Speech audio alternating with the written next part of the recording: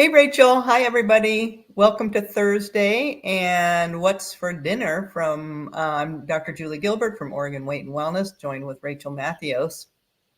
Hi, everybody. Hello.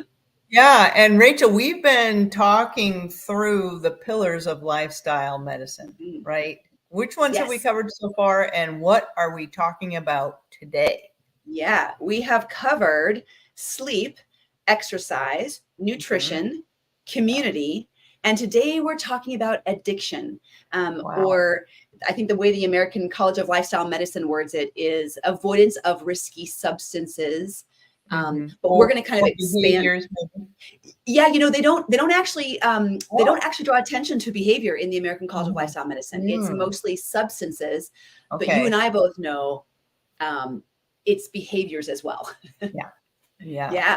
Yeah. So we want to talk about addiction and the avoidance of risky behaviors, risky substances, but then also, we think of what's risky, like alcohol or drugs or gambling, or pornography. Smoking, drinking. Yeah. These are risky, behaviors and substances, but we may be fooled if we think it stops there. If we think that that's all addiction is, and that's the only way it can impact us. If you've checked those boxes and you've got all those ones, covered, and you're not. I don't drink. I don't do drugs. I don't smoke. Yeah.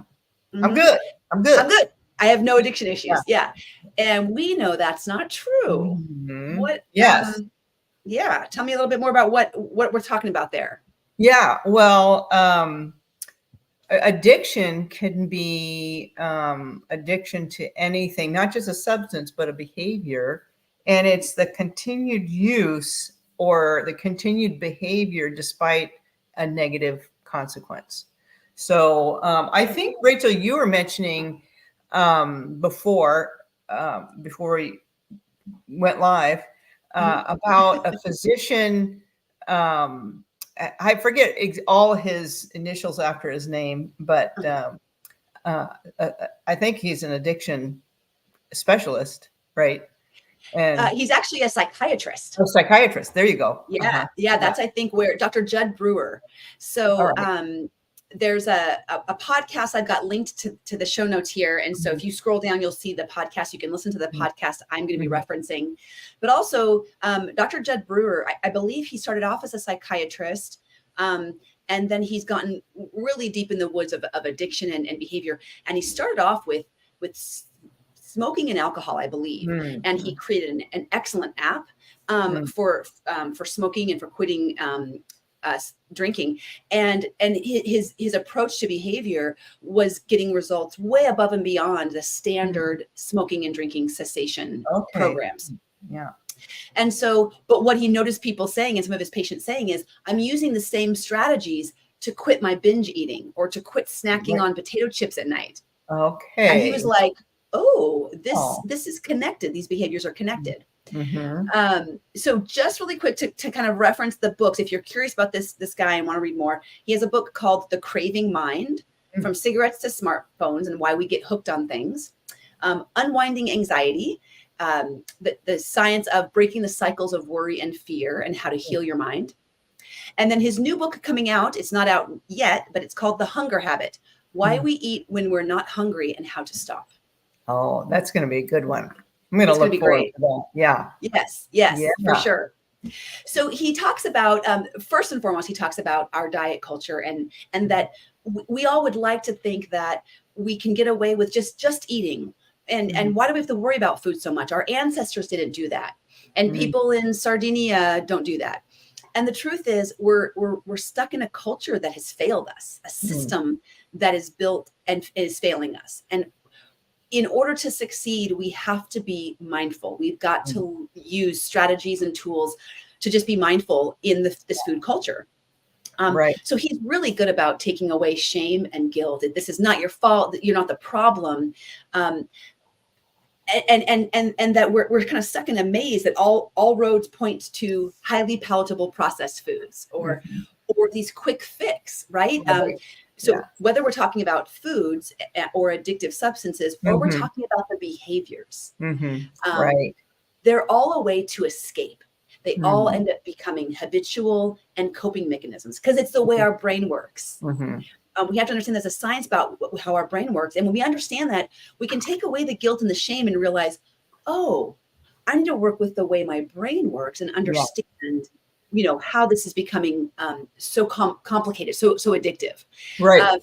And we're happy that our brain works in this way because for the most part, for a lot of things that become automated or habits, that's a good thing. We need it. We don't need to wake up and relearn how to walk every day, right? We don't need to relearn, brushing our teeth, So the habit, that there's a trigger and then there's a behavior and then there's a reward for the behavior. That's a good thing. Yeah.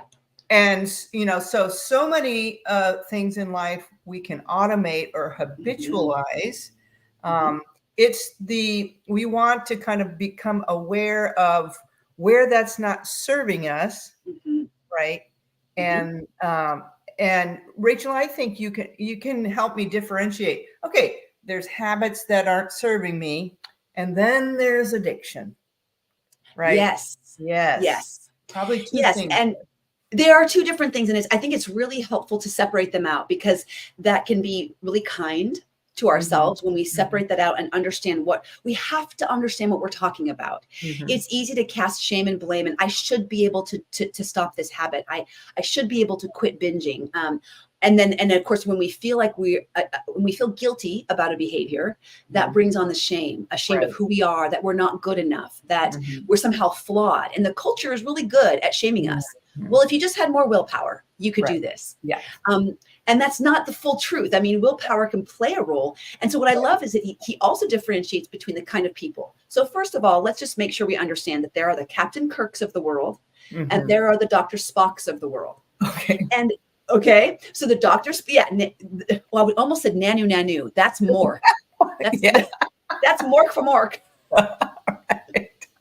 Anyway, Mork could probably do this too. Dr. Spock has this incredible ability of willpower and discipline. If any of you have seen Star Trek, he can do anything he puts his mind to it if it's logical. That's the only thing governing his life is logic and reason. And there are people in our culture who, when a behavior or a habit is no longer serving them, they just put their mind to it. And it's just kind of a one and done. They can go cold turkey off of smoking because their grandkid told them, you smell funny when you smoke. And they're like, oh, okay, done. Yeah. And they really can. Now, that's not the most of us. There are some people who do that. But for most of us, we're not Spock. We're more like Captain Kirk. Fun, playful, in the moment, spontaneous, a little charming, likes to have a good time. And so that's where these habits and behaviors kind of get sticky. It's not as easy as just quit. It's not as easy as just stop doing that. Yeah. So the difference between a habit is typically a behavior loop that started from some sort of an initial coping mechanism from a negative emotion. You had a hard day at work, you came home, you had a glass of wine. That felt kind of nice. It felt relaxing. And the next time you have a hard day at work, your brain goes, hey, psst, do that again. Yeah. That was nice. Right? That felt good. That felt like a good thing. Yeah. So it starts off with coping. And the next thing you know, you're in this habit loop that you can't get out of. And even on days that you're not having a bad day, you're having a glass of wine. Sad days, rainy days, sunny days, fun days. And that can be just as simple as a habit. Now, what Dr. Brewer talks about is that if we're aware and mindful, to slow down. Now, we talk about this all the time in the slow down habit with our patients. We talk about this in the habits, the tiny habits. If you slow down and pay attention and not let yourself get so distracted, because what happens is we do that habit. We're distracted and we're just doing the habit on autopilot. Right. So we have to get off of autopilot and pay attention. What am I doing? And do I really want to be doing this? Why am I doing this? And what does it taste like? So he describes a woman who had a habit of eating potato chips with her daughter as a bonding. They would watch a movie at night, eat potato chips, and it was a really good bonding experience with her and her teenage daughter. but eventually became a habit where every time she sat down to watch TV, she was eating an entire bag of potato chips. Mm-hmm. When she slowed down and just ate one chip and then ate it and, really enjoyed it and paid attention to the flavors and to salt and to the fat and to what it felt like in her mouth, she's like, yeah, that's quite nice. I like that. Then she ate the second chip. And by the time she got done with the second chip, for her, it was kind of like, I'm good. My chip need is quenched. And I actually, once we get past the first couple chips, they don't actually taste good anymore. We don't even know that. Yeah. Right. Because we're just kind of on autopilot. We're just kind of shoveling them in. Yeah. Yes. That's just true. shoveling them in. Yeah. Not paying attention. You're not mindful. You're not engaging this whole part of your brain. Yeah. Right. Yeah. You're kind of just in the back seat there. Yeah. You're just letting the back part of your brain just kind of do the thing. Yes. Interesting. Yes. And we have this propensity, I can't remember what he calls it, but it's basically like, don't be a quitter. So when we start something, we don't like to quit, or we don't want to not finish. We don't like to not finish our plates, right? We're all part of the clean plate club. You open a bag of chips, well, you should finish it. You already ate half of it. You may as well finish it, right? There's this default that we have to finishing. So that's a habit. Where it gets into addiction is when it's gone beyond that, and it's really what we're using to cope. Right. When we're using this behavior to cope with negative emotions, negative feelings. Now, for some of these negative emotions and feelings, we likely might need to seek therapy and counseling, especially if it's active and still ongoing, the trauma of that, or if it hasn't been resolved. But when it has been, resolved and it's not current, but it's old trauma, what we've done is we've distracted ourselves from having to feel the negative feels. And what he suggests and what he recommends is learning how, and you listen to the podcast, there's so much to this, but I'll stop talking here and we can talk more about this just between us. But he says, really what you want to do is learn the wisdom of coping with negative emotions rather than the quick, I feel something bad and that my phone's right in front of me. Okay, I'm going to numb out on social media for 2 hours. I feel something bad that makes me feel uncomfortable or less than or shamed or guilted. I'm going to binge on this thing. And the minute we're distracted, we get freedom from feeling the negative feelings. And so he calls us distress intolerant. Okay. We are a culture that is not tolerant to distress. To be able to feel the feels and know that they're going to go away. Oh, what am I feeling? Oh, this is pain. This hurts, or this is fear, or anxiety feels like this and like this. And pretty soon that feeling does pass. It does go away. So I think that was really interesting to learn to become more distress tolerant. Yeah, right. I love that. It kind of reminds me of the other book that you mentioned before about untangling emotion, as far as giving yourself permission to feel what you're feeling and be able to name it. Be able to sit with it and name it. And sometimes we can do that on our own. Sometimes we need to connect with another person, friend, or a safe person. Right. Exactly. To feel that. He actually talks about naming and how important it is to name emotions. And he talks about a Buddhist monk that he learned from, who taught him, I don't remember what they call it, but they just name everything: blue, lamp, light, wind, shivers, fear. And it's just like giving words and naming things, feelings, emotions, things in your environment. And it really brings us into a very present state of mind, like a very present, mindful, to call it what it is. Interesting. So, call it what it is, and give yourself permission to feel it, and then acknowledging that it will pass. It will pass. The only way out is through. That's a well-known quote by, I don't know who. And then I know Marcus Aurelius, I think he's one of the Stoics, said, what stands in the way is the way. Yeah. So it's that block that you have. You got to go through that, right? Rather than numb out and become distracted. Right. Because then what happens is we never learn the skill Right. of we're literally lacking a real human skill set. Right. And that sets us up to, be victimized, by our culture, who they understand how our brain works. Yes. And they know how to, yeah. That's their job. They're getting paid to do that. To trick us. I don't know. I guess deception is a word that you can use. To say, no, you don't want to feel bad. Do this, not to, be on your phone, or, buy something, or And you're right. It doesn't necessarily have to be drugs or smoking or alcohol. It can be busy work. It can be whatever you're doing, so that you're not feeling your feeling. Right. Yes. We talked about this a little bit offline, and how it would be beneficial for us to really think about the other things that can be addictive, like mindsets, like attitudes. We can become addicted to our way of seeing the world. We can become, rather than being growth minded, we become, kind of stuck in this way. We can be addicted to anger, or to a self-righteousness, to serving others and putting our needs last. We can become addicted to what that feels like. It's really quite interesting when you really apply this term of addiction more broadly. We can realize, right. Yeah. Because that continuing to do whatever it is, has adverse consequences. Right.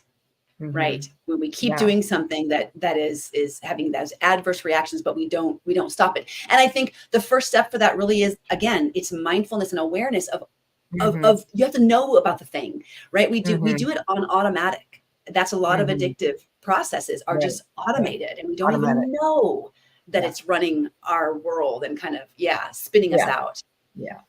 So the first thing is slowing down and just kind of being observant. We talk about this a lot of time, not judging, but just observing. What am I doing? Why am I doing this? This is interesting to me. When did I feel this way before? What did I do before?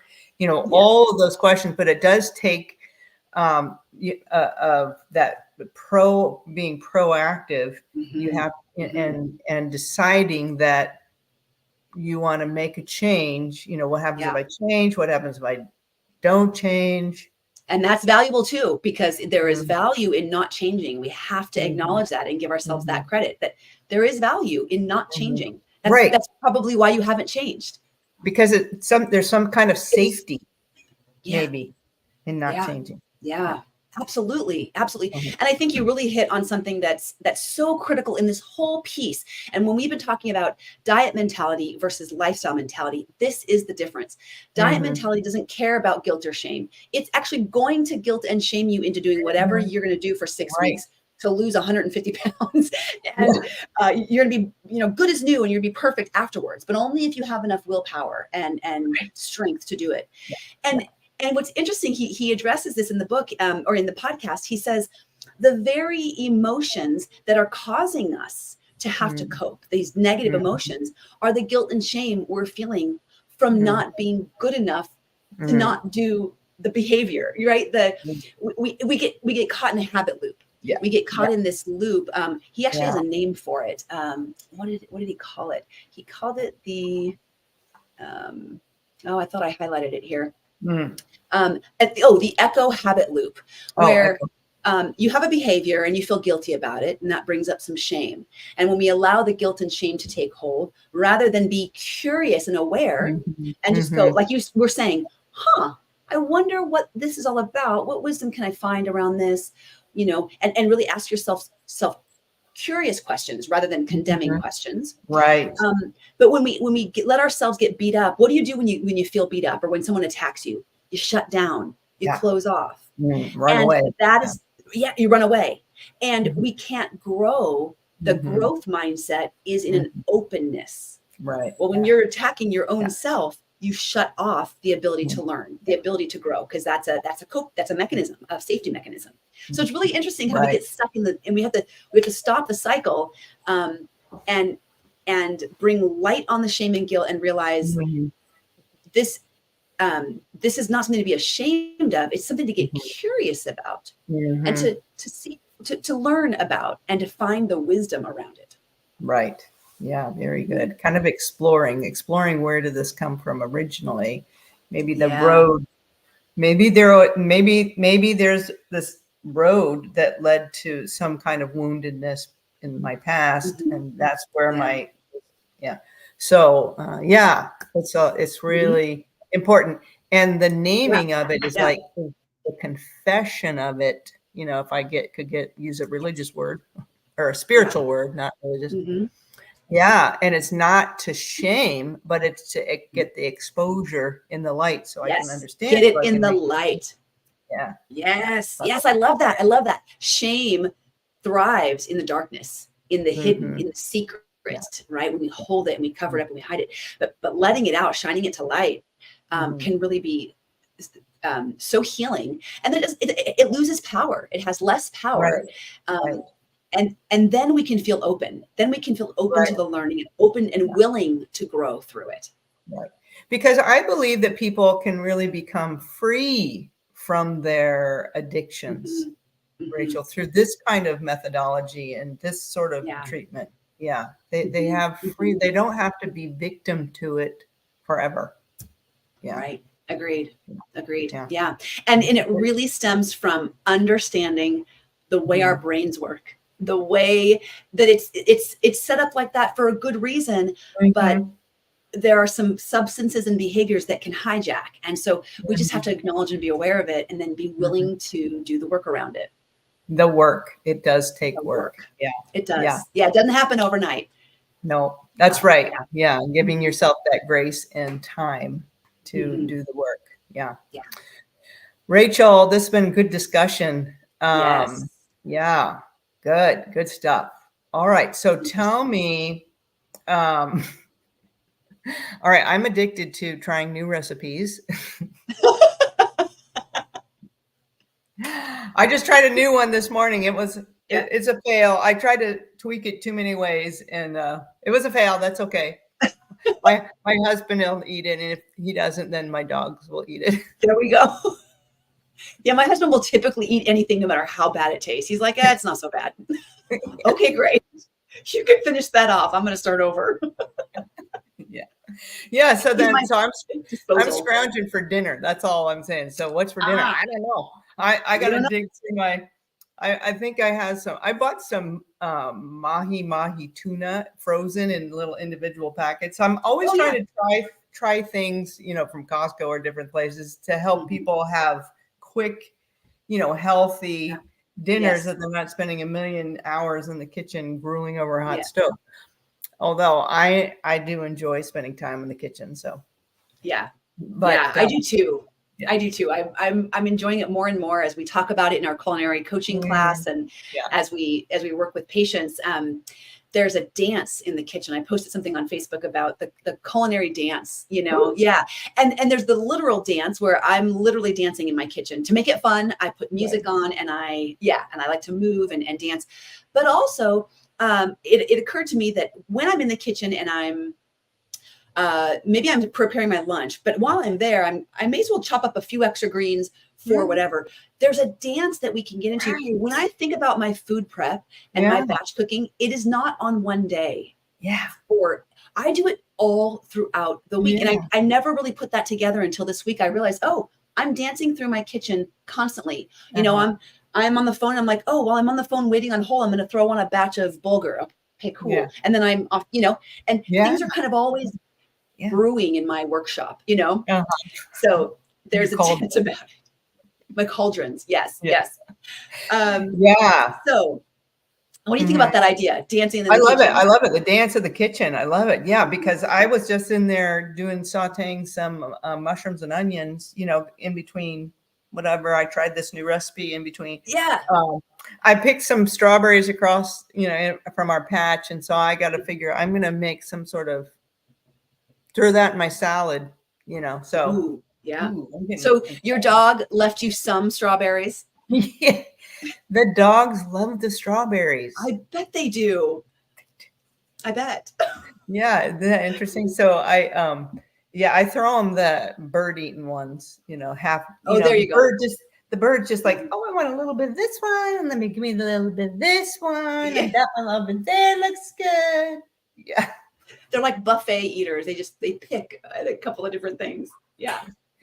I can hardly get my strawberries because something is eating all of mine. It's a slug or a snail or something. So I got to figure it out. Yeah. But I think you can put some a nut kind of what's hazelnut. Hazelnut. Yeah. The shells. Mm-hmm. Yeah. That's what I need to do. Yeah. Mm-hmm. All right. Yeah. What's for dinner for you though? Yeah. So for dinner for us, my husband and I are taking up the gauntlet of trying out different black bean burger recipes so that we can present a recipe for our culinary coaching course people, because that was one of the requests is how do you make a homemade black bean or bean burger that's not dried and bland and boring. Yeah. Mm-hmm. So he did a first batch last night, and I'm telling you, it was delicious. The key to the ones he made last night was he added a can of fire roasted stewed tomato, diced fire roasted tomatoes. Ooh. Oh my gosh, they were so moist and they were just so good. So we've got he made a huge tray of all these different patties. So that's and we ate that over a salad green. That's awesome. Yeah. So that's one of the things we do, joining forces.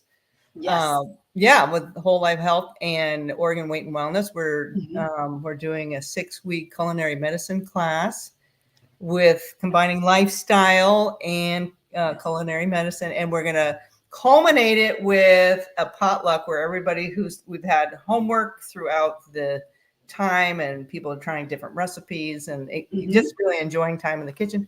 And they're going to bring it together, and we're going to enjoy a meal together. Yes. I can't wait for our potluck. That's going to be so fun. That's the 18th, right? I believe so. Yes. Yeah. Tuesday. It's on my calendar. I won't forget. That's right.